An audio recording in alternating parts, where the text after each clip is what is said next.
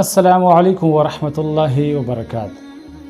ګران کتونکو، یو ملګری سوال کړی دی، خو ډېر ناشنا سوال یې کړی دی او هغه وی چې ما د دغه سوال ډېر طلب وکړو، خو 2-3 کاله بعد دغه سوال راته حل شو. او هغه سوال دغه شان دی چې یو زنانه ده، یو ښځه ده، دغه ښځې په دنیا کې یو سړي سره نکاح وکړله. بیا دغه خاوند چې وفات شو، دوباره نکاح غوښتل، شریعت اجازت ورکړی، عدت تیر شو، هغې نه وروسته بل سره نکاح وکړله. همدارنګې دغې ښځې یو نه زیات 2 سره یا 3 سره یا 4 سره یا 5 سره یا 10 سره لا نهایت څومره چې تاسو په ذهن کې راتلی شي، خو چې د یو نه زیات وي. دغې ښځې په دنیا کې دومره خاوندانو سره نکاح کړې ده، 2 سره 3 سره 4 سره. او کله چې دغه ښځه وفات شي، ورځ د محشر شي، حساب کتاب وشي، مسلمانان جنت ته داخل شي او کفار چې جهنم ته داخل شي.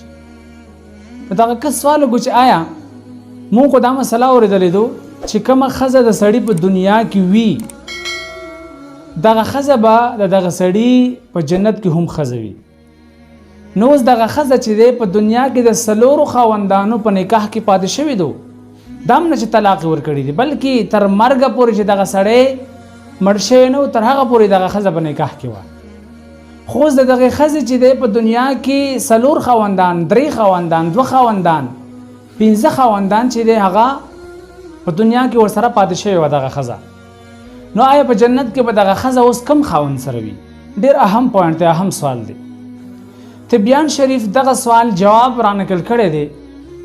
دغه صاحب مبارک فرمایي چې کله الله جل شانه، دا د حضور نبی کریم علیه السلام حدیث مبارک دی، چې کله الله جل شانه مسلمانان جنت ته داخل کی، نو په دغه جنت کې چې دغه یو ښځې په دنیا کې د یو نه زیات خاوندان وو، که هغه هر څومره وو، نو الله جل شانه به دغه خاوندان د دغې ښځې مخې ته ودروي او دغې ښځې نه پوښتنه وکړي چې ای ښځې، په دغه څومره خاوندان چې ستا مخې ته ولاړ دي، په دې کې چې کم یو ستا خوښ وي او کم یو خاوند تا سره په دنیا کې ښکلې زندګي تېره کړې وه، کم یو خاوند ډېر خوش اخلاقه و او کم یو خاوند تا ته ډېر محبوب او نږدې دی، په دغه ټولو کې هغه خوښ کا.